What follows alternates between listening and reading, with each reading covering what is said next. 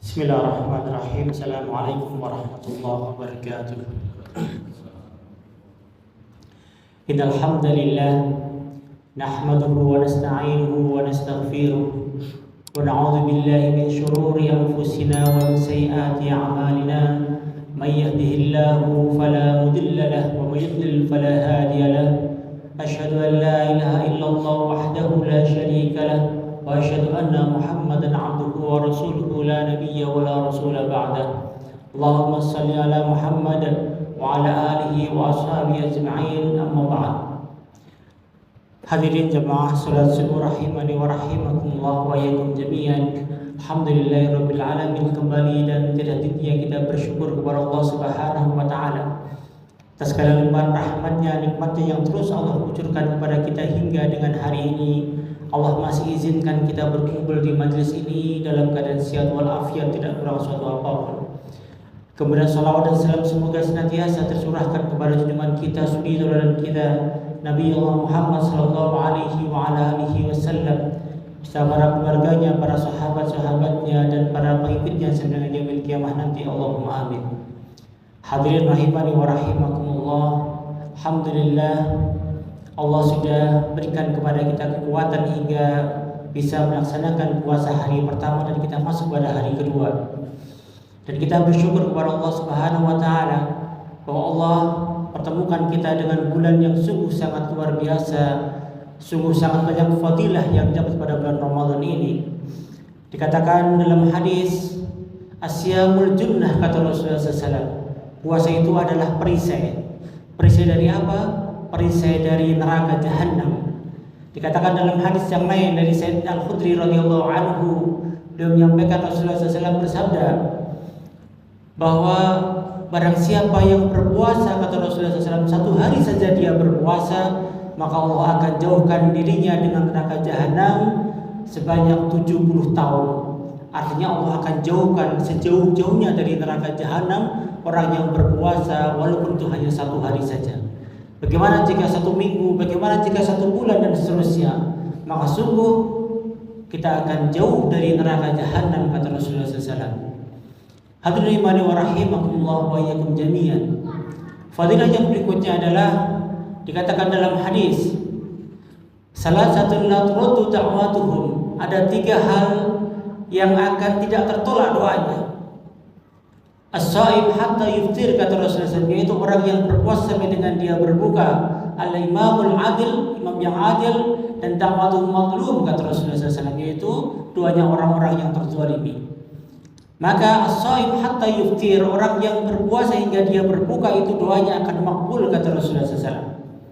Sepanjang hari, kata para ulama, dari mulai selesai sahur sampai dengan berbuka puasa, maka itu adalah saat-saat yang afdal buat orang-orang untuk berdoa kepada Allah Subhanahu wa taala.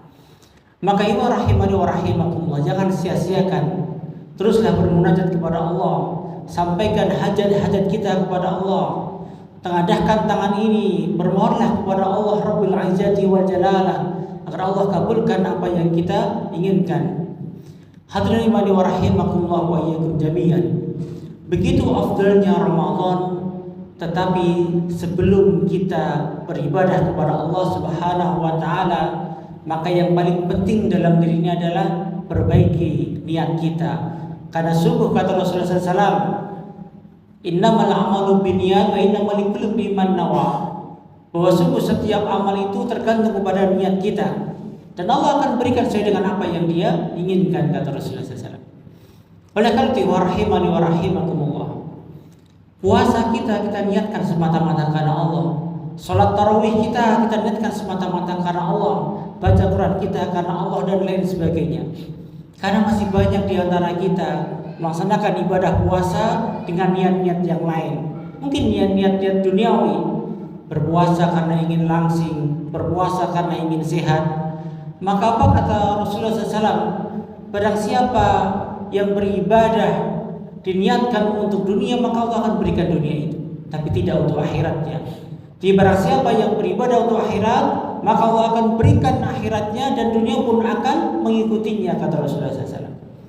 Oleh karena itu, warahimani warahimakumullah, sehat, langsing, itu adalah dunia yang akan mengikuti ketika kita niatkan semata-mata karena Allah Subhanahu wa taala.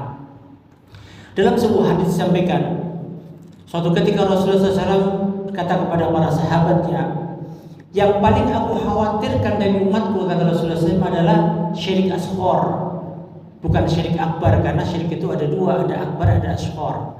Syirik akbar mafhum di antara kita. Syirik akbar itu adalah menyekutukan Allah. Tentu dia akan bisa menghapuskan semua amal-amal ibadah kita. Tapi kata Rasulullah SAW, ya aku khawatir dengan syirik asghar. Apa itu syirik asghar ya Rasulullah? Kata Rasulullah SAW, yaitu riya. Engkau beribadah hanya ingin ditonton orang lain. Engkau beribadah hanya ingin dikomentari orang lain. Engkau beribadah hanya ingin disanjung, dipuji oleh orang lain. Kata Rasulullah SAW, besok di yaumil qiyamah Allah akan mengatakan kepada orang tersebut, pergilah kamu kepada orang-orang yang engkau inginkan ridhonya. Pergilah kepada orang-orang yang memujimu, yang menyanjungmu, kata Allah. Tidak butuh Allah dengan ibadah-ibadah kita kalau kita melakukan syirik asghar, yaitu riya. Oleh karena itu rahimani wa rahimakumullah, perbaiki niat kita dari sekarang jikalau kita tidak ingin ibadah kita sia-sia. Karena syirik asghar itu akan menghapuskan semua amal ibadah yang kita kerjakan pada hari itu. Kita baca Quran karena ingin dipuji bahwa kita pandai, kita fasih dalam baca Quran, maka semua pahala bacaan Quran kita akan hilang begitu saja. Kita sholat tarawih supaya dipandang orang sholatnya baik, dan seterusnya, maka itu adalah termasuk syirik asghar yang akan menghapuskan amal ibadah kita. Hadirin imani wa rahimakumullah wa iyyakum jami'an. Dalam hadis yang lain, pernah suatu ketika Rasulullah SAW berjalan bersama dengan para sahabatnya, dan kemudian Rasulullah SAW menyampaikan pada waktu itu para sahabat yang berbicara tentang Al-Masih Ad-Dajjal. Rasulullah SAW menyampaikan, maukah aku beritahukan yang lebih samar daripada Al-Masih Ad-Dajjal, yang lebih penting daripada Al-Masih Ad-Dajjal, yaitu syirik khafi, kata Rasulullah SAW. Apa itu syirik khafi ya Rasul? Syirik khafi yaitu engkau sholat dan engkau ingin engkau sholat kemudian orang lain melihatmu dan engkau perbagus sholatmu. Engkau baca Quran, ada orang lain di sampingmu, maka engkau perbagus baca Quranmu. Maka itulah syirik khafi, yaitu syirik-syirik yang samar. Hadirin wa rahimakumullah wa iyyakum jami'an. Maka ini pun akan menghapuskan pahala amalan ibadah kita pada saat itu. Oleh karena itu, hadirin wa rahimakumullah wa iyyakum jami'an, kalau kita beribadah dengan maksimal di bulan Ramadan tapi niat ini masih salah, niat ini masih belum diperbaiki dengan benar, maka sungguh itu semuanya akan sia-sia. Oleh karena itu, dari mulai pertama kali kita berpuasa Ramadan, maka perbaiki niat kita semata-mata karena Allah Subhanahu wa taala. Jauhi sejauh-jauhnya komentar-komentar manusia. Tidak peduli dengan komentar manusia, tidak peduli dengan sanjungan manusia. Maka inilah yang akan menghantarkan ibadah kita diterima oleh Allah Subhanahu wa taala. Mudah-mudahan sekian ada manfaatnya. Subhanakallahumma wa bihamdika, asyhadu an la ilaha illa anta, astaghfiruka wa atubu ilaik. Assalamualaikum warahmatullahi wabarakatuh.